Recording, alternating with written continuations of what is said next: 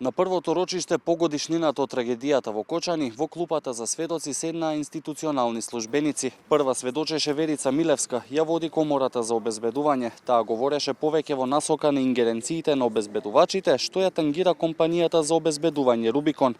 Таа посочи во кои ситуации реагира обезбедувањето и дали треба да има реакција при внесување на пиротехнички средства.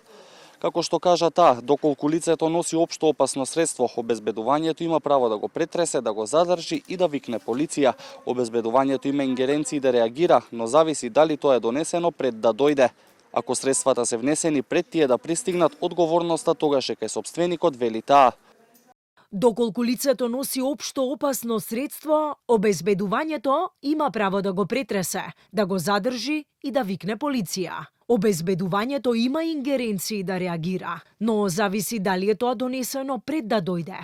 Ако средствата се внесени пред тие да пристигнат, одговорноста е кај сопственикот. И употребата на пиротехника има безбедносен ризик.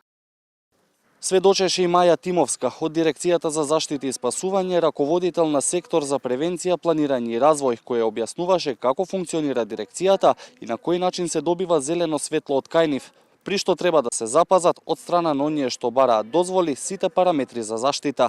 Таа вели, одговорните лица кои бараат дозволи за клубови имаат обврска согласно Законот за заштита и спасување и се должни да достават план, проценка и правилник до подрачната дирекција, како и електронски елаборат преку општината до подрачното оделение. Ваква должност има и при пренамена и реконструкција.